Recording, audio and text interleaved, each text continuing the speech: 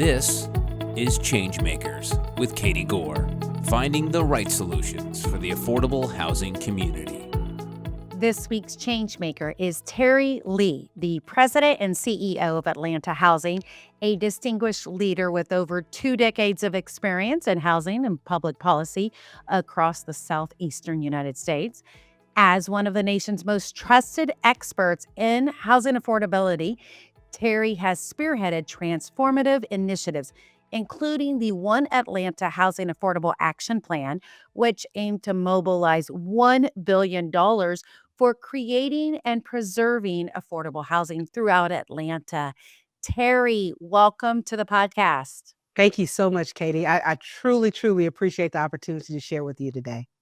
It is a pleasure and an honor to have you here. You have such an extensive career in urban planning and housing.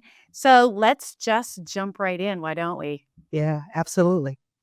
Tell me about you being named Atlanta's first chief housing officer by the then Mayor Keisha Lance Bottoms and now CEO of Atlanta Housing. What is it like to shape and address Atlanta's housing policy? First and foremost, and again, I really, really want to thank you for the opportunity to share with you today. But it's an absolute blessing.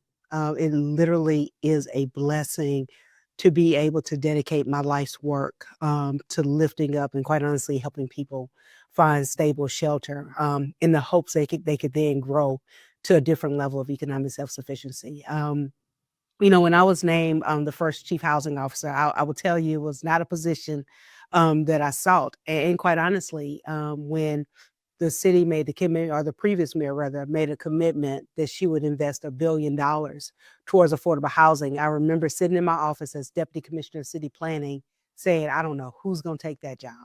Uh, yeah, and God has a sense of humor. God has a sense of humor because it was me. He And but knew, he he knew. knew.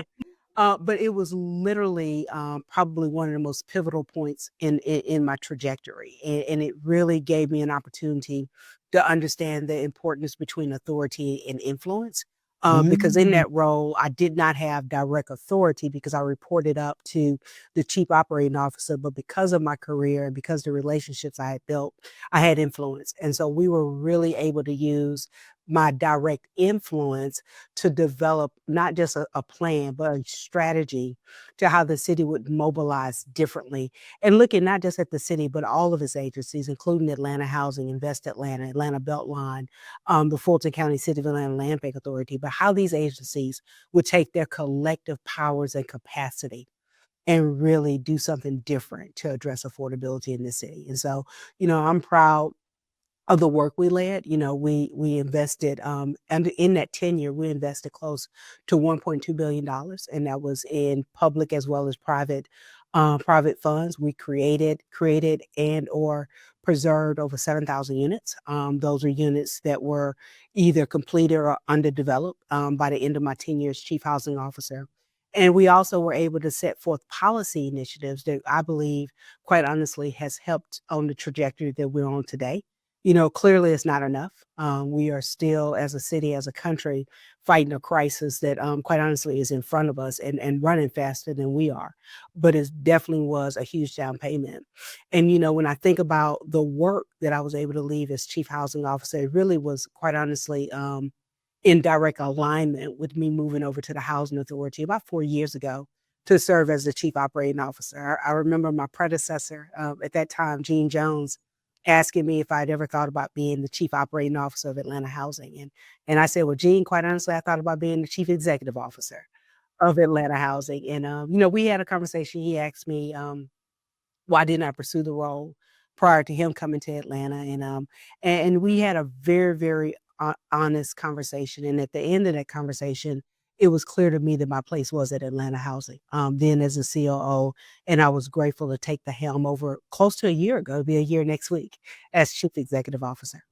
Congratulations. It's an Thank you. amazing journey. You have such a great platform. You've got the experience, the Atlanta community. It is definitely a destiny timeline for you, isn't it? It is. It's interesting you say that because I don't take it for granted, right? I do not take for granted the opportunity, and quite honestly, the privilege that I've been placed in to serve Atlanta, to serve our residents, and quite honestly, really make a difference in our community as a whole. And so, it's hard. It's hard, but as my chairman will often say, chairman of my board, it's hard work. And because it's hard work, and because I absolutely love it, it is definitely something that I truly enjoy. And I tell you, I read a book not too long ago. What does it mean when you give a person a chance? And literally, that's what I think about when I think about my career. But I think about the foundation of my career, which is really me growing up in Grambling, Louisiana, understanding what it means when you afford a mother the opportunity to have stable housing to take care of her kids. It's really every day I wake up. I think about my mom, and I think about the sacrifices that she made, and I also think about the fact that she was able to make those sacrifices because she didn't have to worry about having a roof over Mhm. her head or providing for her children. Mhm. It is an honor to do what we do, and it's even more unique when you've got the perspective. Tell us a little bit more, if you will, about your mom and the influence. Like, give us a sneak peek to what's driving you and what's sustaining you here. Yeah, so I remember, and I shared this, probably about a year ago, but I remember first time I've shared it, quite honestly. But I remember being around 3 or 4 years old, and I remember being cold. That's like literally the memory I have in childhood, and that's because we lived in a mobile home. And, many people know mobile homes can be pretty drafty in the wintertime, and so I'm the youngest of 3, and my brother and my sister and I, we would be, kinda huddled around one of those little gas portable heaters, just to make sure we were not cold. So I remember having layers and layers of blankets on my bed because it was cold. And when I think about that, it wasn't because my mom wanted us to be cold, it was because that was, what we had at the time. And so when I was 12 years old, my mom received a loan from then. It was old rural development, I believe it's Federal Home Administration now, but she received a loan to be able to purchase, well, to build rather, a home that was on the land where that trailer was. And so to this day, my mom still has that house, on the land where we were, where we grew up on. But more importantly, it showed me, one, a sense of pride, just what the difference between walking up to a home that probably wasn't as, aesthetically pleasing, and quite honestly had so, some concerns, some hazards and concerns, to a house that was stable. It also showed me, the sacrifice my mom made, the sacrifices that she made for me, my brother, and my sister, to make sure that we, had better than what she had. And when I think about it, Katie, I think about the fact that I don't have any other choice. I don't have any other choice but to do the work that I do and to give back because somebody, one, helped my mom, but my mom also sacrificed so much for us. And I grew up in Grambling, Louisiana, and ironically, my mother is from Grambling originally. And the thing that I love about Grambling is that despite the economic means or status that my family had, I never knew, right? I never knew outside of where we lived. I never really knew because my friends, my teachers, my church, we were all treated the same. So before equity became a term, I already knew what it meant when people had the same access and opportunity. It quite honestly wasn't until I went to graduate school at Jackson State University, and I needed a way to pay for graduate school, that I realized I couldn't just call home, to get that payment. And so I was fortunate enough to receive a fellowship, to attend graduate school, which really, really kind of, spearheaded me into this field of community and economic development. I wanted to be in public finance. I love numbers. My team members tell you, you can have a number on a board, and I can tell you in a minute if it's right or wrong.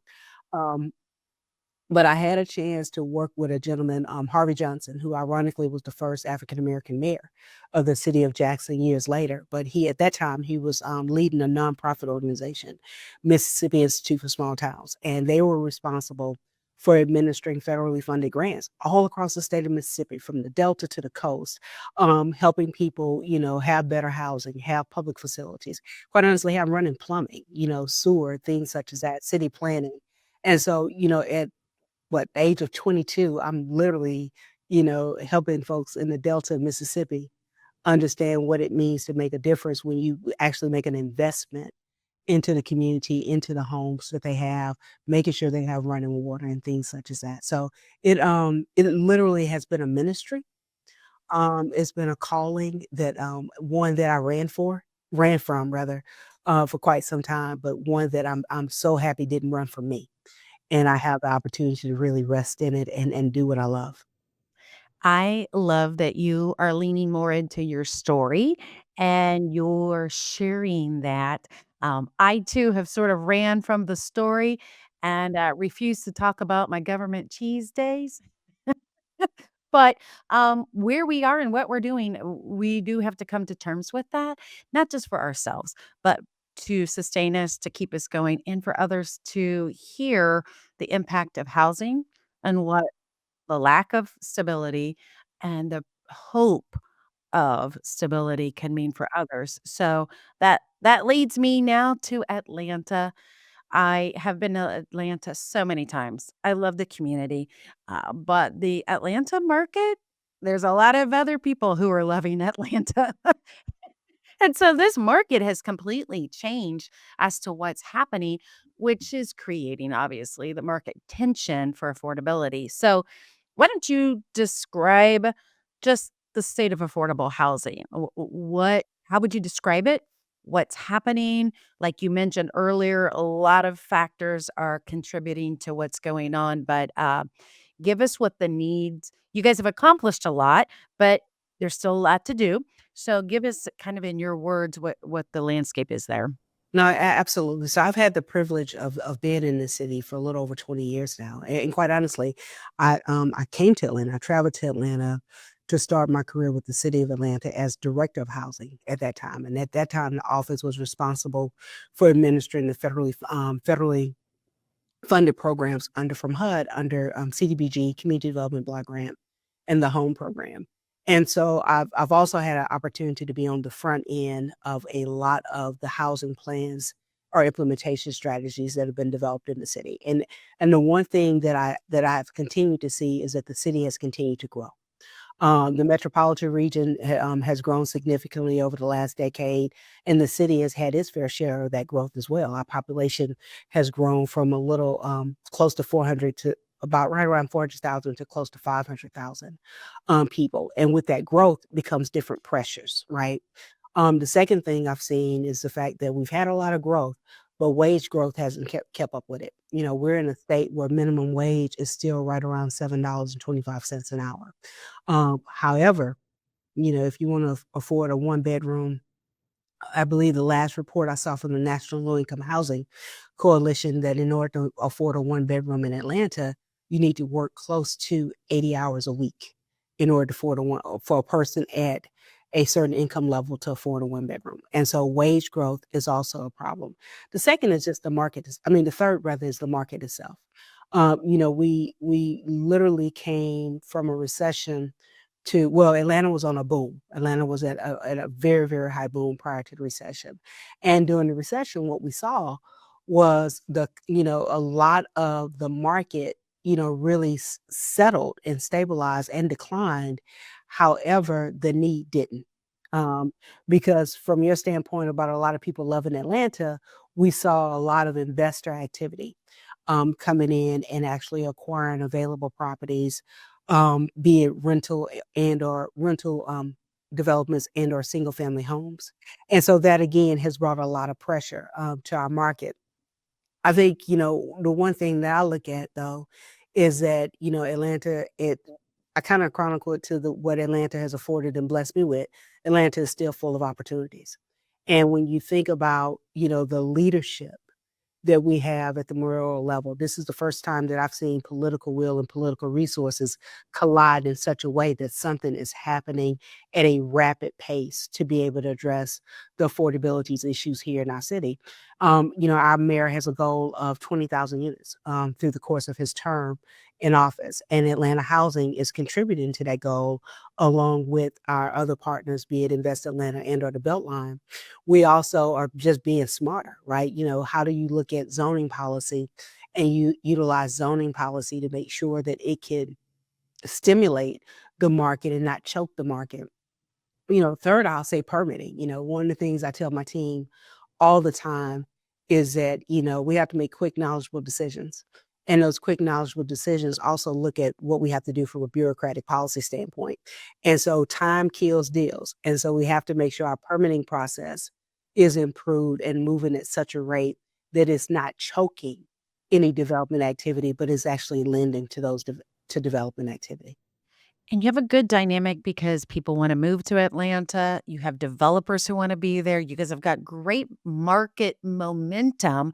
So, like you said, if you can solve the permitting and the zoning and the logistics to get that shovel, moving, I've seen a lot of ribbon cuttings you guys have been doing, so, you're chipping away at that 20,000 units for sure. Absolutely. But Katie, let me say this. You have a lot of people who want to come to Atlanta, but you also have a lot of great people who are in Atlanta who deserve the opportunity to grow and prosper in the neighborhoods that they labored in. And so one of the things that I'm really proud of is that, as a city, we're intentional about, talking about gentrification and displacement and understanding what we need to do differently to make sure that folks can stay in the communities that they've actually labored in, because that's so, so important. As the city developed, the city, when I think about Atlanta and I think about when I first came to the city so many years ago, I remember, property taxes were not the issue that they are now, right? You would have, there are some cases now where you may have a senior citizen that owns a home, but the property taxes are so astronomical that it literally makes it unaffordable. And so we have to be intentional about addressing all issues. So it's not just about preserving or developing new affordable housing. It's also about making sure that you preserve the opportunity for the people who have dwelled in our communities to be able to stay in our communities. And we have to treat it equally. We have to treat it with just as much respect, if not more, as we are people who are looking to come to Atlanta. Right. You bring up an excellent point about how communities are accessible and equitable for within the community for the existing residents and what can be done. Like if you are doing a new development in a neighborhood, how do you approach that? Or how do you try to make sure that you have housing initiatives that are accessible and equitable for all parts of that community? No, that's a great question. So first off, the first thing you do is you make sure that you remain a part of the community, right? I've seen a lot of developers go into a community and create a standalone development, and that's not what you do. Be very intentional about making sure that the new development opportunity is woven into the fabric of the existing community, and that it is an enhancement and not necessarily a complete takeover. Secondly, from a policy perspective, back to property taxes, we have in Atlanta, we have an anti-displacement program that really focuses in on how you cap property taxes at a certain value or a certain amount as development is occurring, so that as that development occurs and quite honestly becomes even more prominent, existing homeowners are not forced out of the community because they're able to afford their property taxes. And then, we know one of the things that we see in many of our communities are the need for owner-occupied rehabilitation. A lot of our seniors, as well as some of our median income families, are not able to afford just some necessary improvements to their home. And so making sure that you have funding available for owner-occupied rehabilitation as well, to be able to help maintain and be able to keep someone in the house. And then just education. Every day, literally every day and 2 or 3 times a day, I'm getting phone calls from someone asking me if I wanna sell my home. And every now and then, Katie, I just wanna have fun with it. I'll tell them, "Absolutely, give me $1,000,000 and I'll sell it to you." And the audacity that got me one day was the gentleman said, "Well, do you have an appraisal for that amount?" I was like, "Are you kidding me?" No, no, I'm not in a $1,000,000 home, but the fact that you continue to keep the conversation going with me lets me know how you're actually becoming a predator among folks who may not know, right? And so just really making sure that we do a really good job of community education, making sure people know what resources are available, if they have questions, who they should call. Here in the city of Atlanta, the mayor's office started a housing help center. And that's where people literally have somewhere to go if they need assistance, if they need help. And the Housing Help Center serves as a clearinghouse to know which calls should come to Atlanta Housing, which calls should go directly to the city, from a code enforcement, building permitting, or zoning or planning perspective, which calls should go to um, Invest Atlanta. So it's really how do you throw a group, and I hate to say this, but because the mayor uses this term a lot, but how do you take a group project approach to making sure that you are addressing every aspect that will touch a person's life and that will help to enable them accomplish the dream of not just having affordable housing, but having a sustainable environment. Mhm. Let's talk about investment. You guys have a HUD Choice Neighborhoods grant. And for people who may not be familiar, just tell us how this community revitalization is such a huge overall contributor to what you're doing. Tell us what you're doing, how you've leveraged partnerships, what it's going to look like. Get us a good update on that because that is a big win for you guys. Absolutely. So we have two. We Okay. have 2 Trust Neighborhood, implementation grants. So the first Trust Neighborhood implementation grant, is the former University Homes. Ironically, it was a co-application with the city of Atlanta, and I was the lead on the city side working with the housing authority. But what is so special and unique about University Homes is that it's the first public housing site for Black people in the state of Georgia and in the country. And so in 2000, I believe 2015, we were awarded a $30 million grant from HUD that has been leveraged against close to $450 million. And that leverage amount has done so much because the beautiful thing about choice is it's not just about the housing on the former or the vacant public housing site. It really takes into consideration the surrounding neighborhood as well as the residents within the surrounding neighborhood and the former residents of the public housing site. And so to date, we've developed right around 600 units of multifamily housing. We're in our last phase of multifamily housing now. We should break ground probably early fall on the homeownership component. We have about 40 townhomes that we'll be building. And when we think about the 600 units, we're looking at about 60% affordability across that site. The beautiful thing about University Homes as well is now called Ashley Scholars Landing, but there was a remaining community building from the original footprint of the public housing site, which was called Roosevelt Hall. And so we were able to renovate. Atlanta Housing renovated historic Roosevelt Hall 2 years ago. And literally, that was one of the first projects I took on when I became chief operating officer. But we were able to renovate that property utilizing our HUD dollars of funding from the city to a sustainable building. It actually is a LEED certified building. And um, and what I love about it is when we have residents from who lived at University Homes or residents who lived anywhere of our public housing properties, when they come to that building, the first thing they remind us is you cared enough to preserve something that was important to us. And so that is so critically important to preserve the history of what we can, but it also speaks to what can happen. And so, the beautiful thing again about choice is that it really stimulates the neighborhood itself. And so you're looking at it from an economic development perspective as well as retail. Our second choice neighborhood grant is Bowen Homes. Bowen Homes was demolished in 2009 and sat vacant for about 15 years until we started the planning process and was able to receive our second choice neighborhood implementation grant. The city is also serving as a co-lead. We're projected to have about 2,000 homes on that site. We're right at about a 40% affordability. 10% of the units that will be created for homeownership. But again, the thing that I love the most is that it will be catalytic for neighborhood transformation along that corridor. It is probably maybe 3 blocks from the largest city-owned park. Um, you literally are in the cradle of the West Side community, and it gives us an opportunity to marry housing, economic empowerment opportunities, retail, and neighborhood stabilization efforts all in one.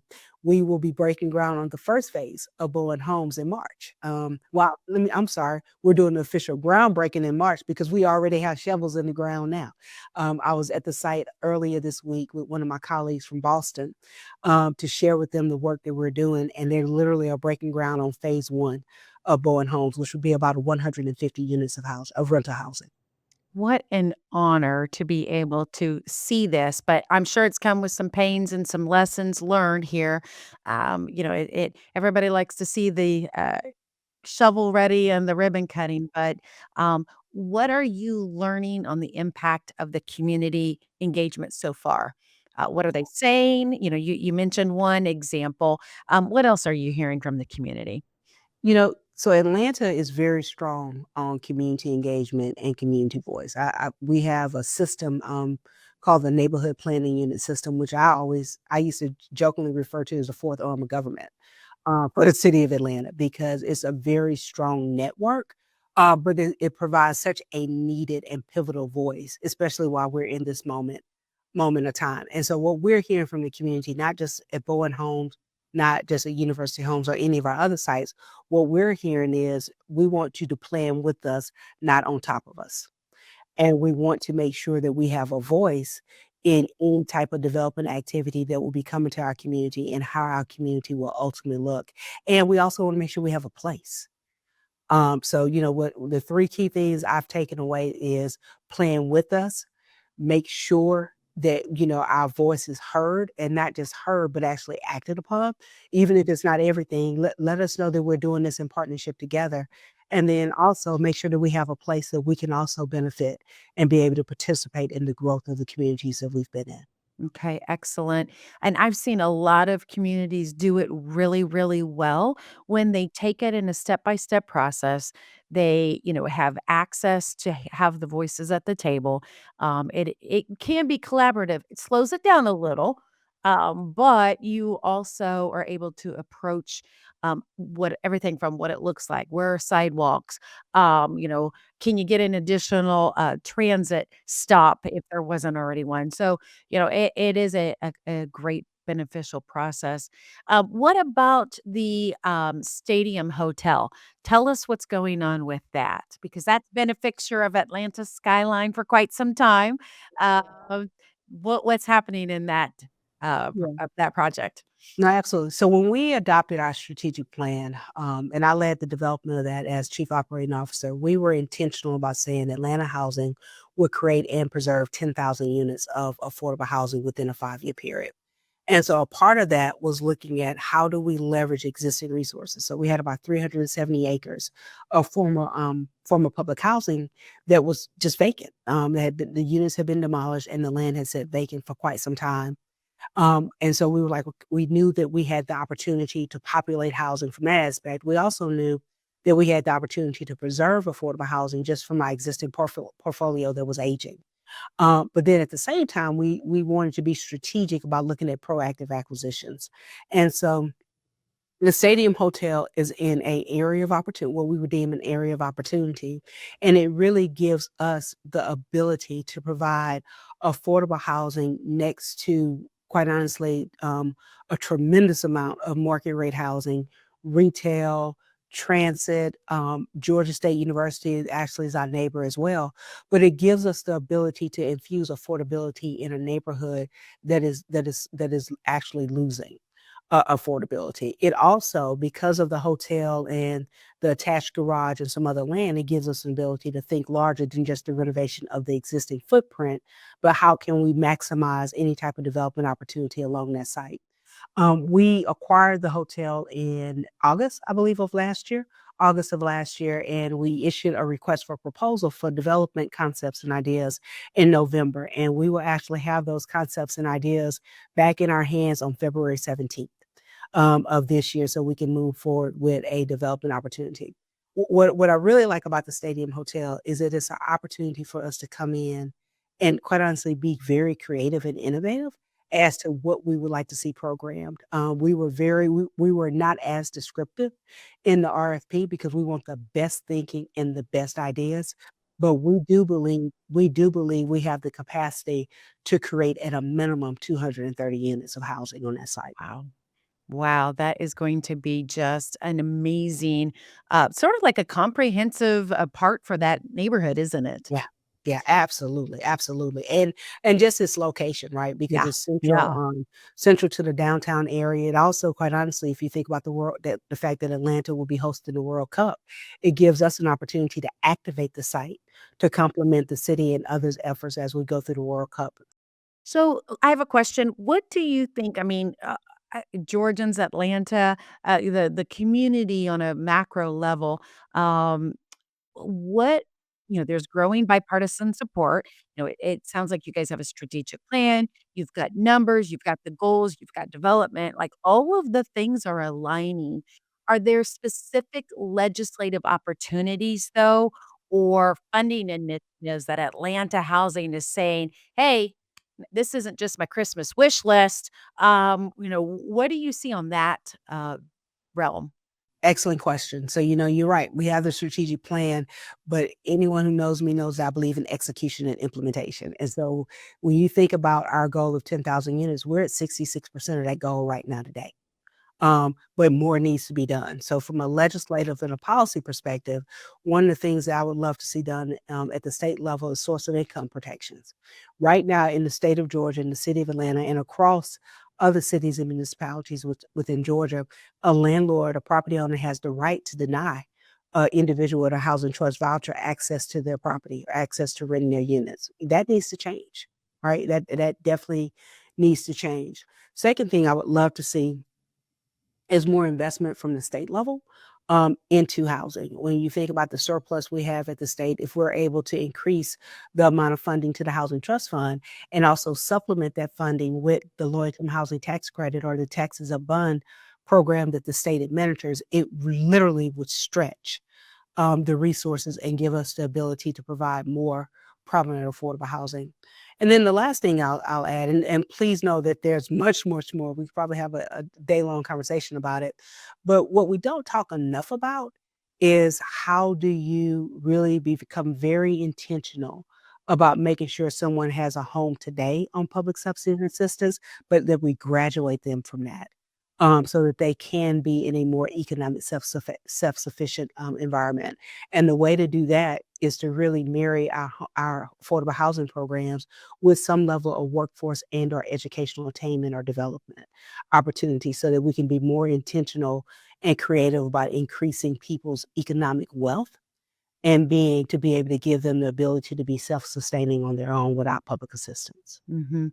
And it's interesting because, housing used to be just like maintain it, build it, go through the move-in process, but now you guys are developers. Now you're advocates. Now you're working for legislation to renovate to like completely redo the tools by which you have to do it. Um, how do you keep your team moving forward with everything that you guys have to do? You have the need and you have the drive, but yet you guys are innovators. So, you clearly are a charismatic leader, but like, how do you translate this now to your team, with everything that's on the horizon here?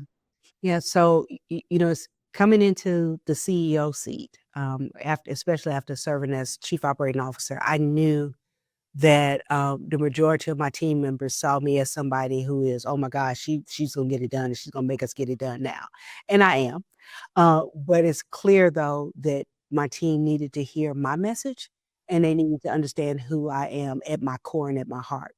And so on day 2 of assuming my role, we had a town hall, and at that town hall, the leadership team actually was there to help greet all of our team members, and welcome them into the venue, but more importantly, when I was there to give a message, and that message was, "Today, tomorrow, together."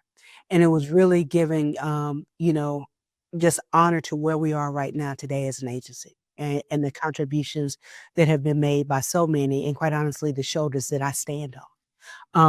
What those contributions are, but where do we wanna go tomorrow? What do we want? If we wanna move from good to great, what does that mean? What does that look like? And what will that take? The first thing it would take is everyone even understanding what our vision and mission is, and understanding what our goals are, and understanding what their part is in it.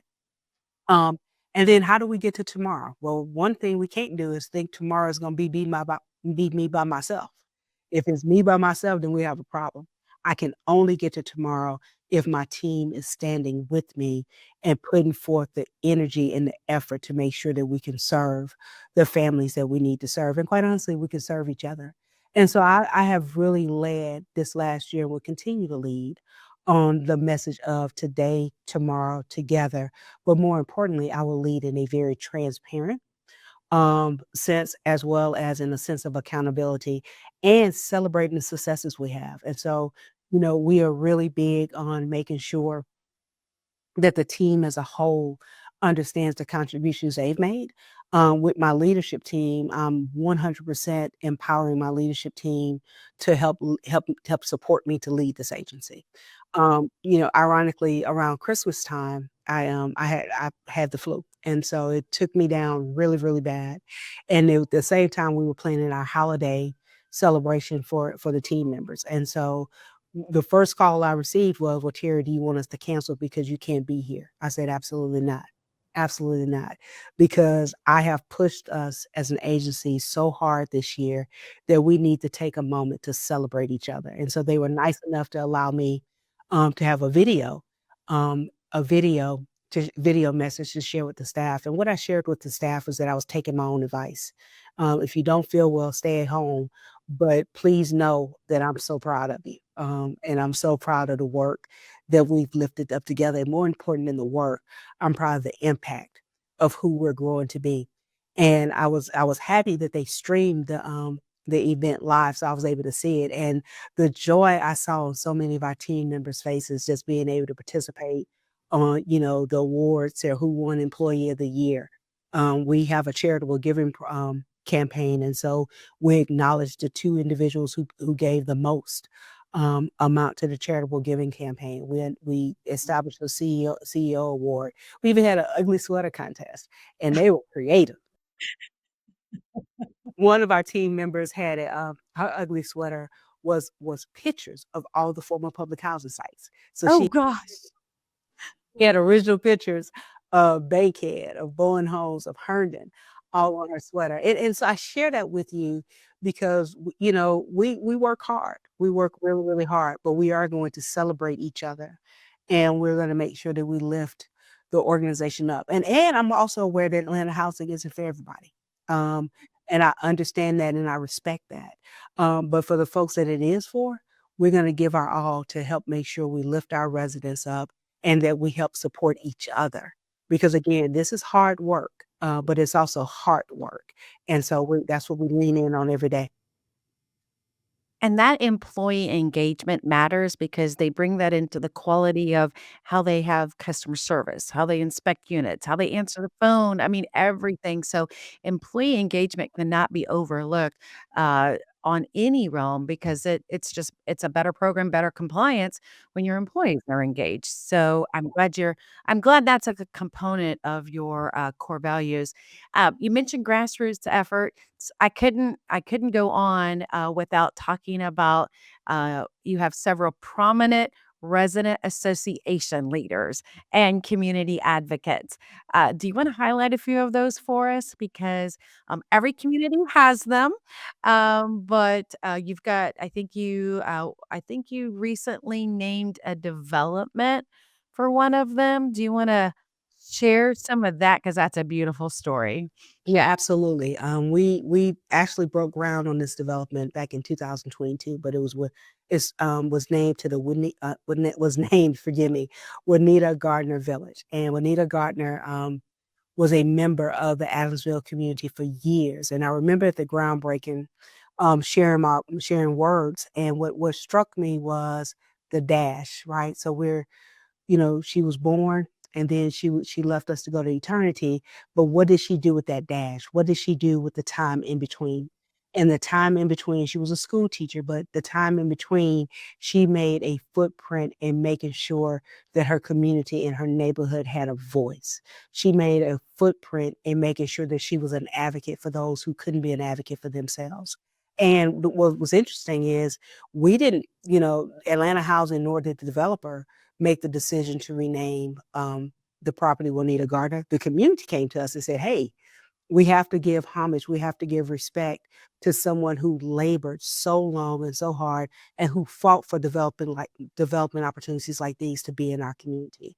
And that's what it's really all about. So, what we were able to do is we were able to give respect to Mrs. Gardner, but also we were able to honor her legacy. And there are so many legacies like that in Atlanta.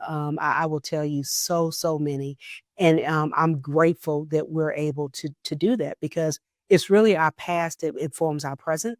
And the fact that we're able to honor our past lets me know that we'll be able to even do greater things in our present as well as our future.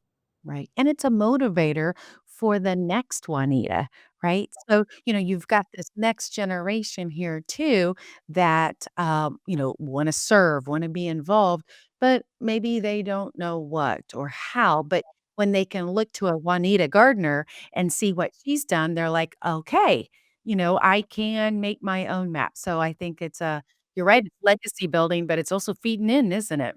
Absolutely, but we have another development, and as you were speaking, this came to mind. So, when I came to Atlanta, back in 2004, 2005, I met a gentleman named James Allen Sr. And at that time, he was, on the city's council of agent, and he was a little small man, but boy, he was mighty. He was very, very mighty.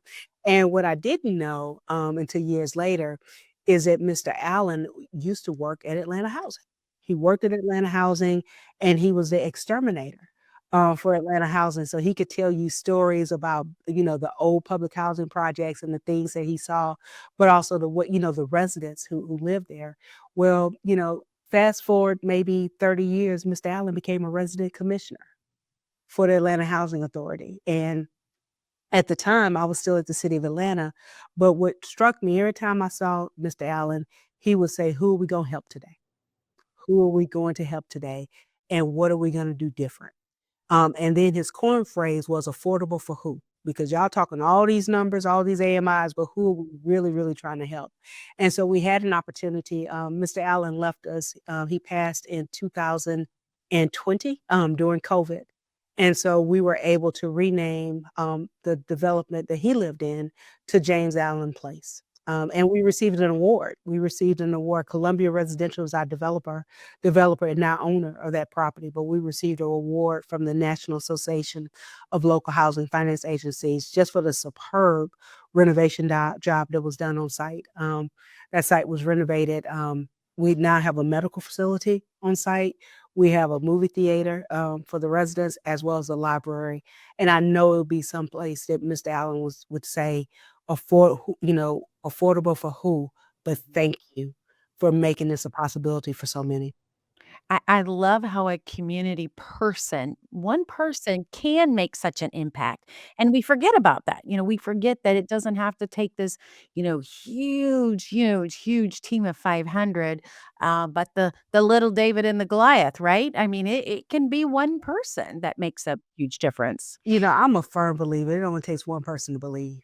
It only takes one person to believe because when you believe, it can become so contagious that it just flows through. It just takes one person. And when you think about that from a leadership perspective, that's where I'm at. Even last week, we as many agencies across the country um, was was told that there could possibly be a freeze on I couldn't get it out. A freeze on federal funds, and, It's a shocking moment here. Yeah. it was, but it was also a moment where I knew that I had to show leadership. And I had to show stability, not just for our residents, right? Not just for the development partners, but for the folks who make sure our residents and our development partners are taken care of, our team. And so we were real, and what I saw is that as I was able to stay steady through the grace of God, I saw my leadership team do the same. And so we were able so it just takes that one person to believe and show that belief, then it will trickle down through. Now, we didn't have all the answers at all, but what we did have was a belief and faith that as Atlanta Housing, we were gonna stand and we were gonna figure it out. Mhm, mhm. And so we've covered a lot of things. Have we missed anything that you want to highlight? Because you have given us a great vision of what's happening in Atlanta and what's going forward. So, but I also want to make sure we didn't skip anything that you really want to bring forward. Yeah, I would say stay tuned. Atlanta housing has a wonderful history, and again, I stand on the shoulders of so many, but we are trailblazing to new heights, and I am grateful in this season to be serving and appointed to serve as the leader of this organization. I'm grateful for the team that I have and the team that we're building. And I will tell you, just in December alone, we closed four transactions in December alone, one preservation transaction, and then three new development opportunities. I ride through the city and I see so many, I call them, even though they have the cranes, I call them shovels in the ground because I see the shovels in the ground. And I know as long as dirt is moving, then we're moving the opportunity forward to help somebody have a stable way of life. So I'm just excited, to be at the organization at this time. I'm excited to be in Atlanta in this season. And I just remain grateful for the opportunity to share with you today. And you know you're a real houser when you come into the city and you start counting cranes. Oh, yeah. And Without a doubt. Without a doubt. well, it is an honor to have you here. You're doing a great job. We support you, and we are thrilled for what you are doing for Atlanta. Again, I've been talking with Terri Lee, the president and CEO of Atlanta Housing. We send you Godspeed as you knock out 2025 and keep going. Thank you so much. Thank you. Thank you so much. Thanks for listening to Changemakers with Katie Goar. To find out more about Katie, go to quadel.com. That's QUADEL.com. This has been a production of Forbes Books Radio.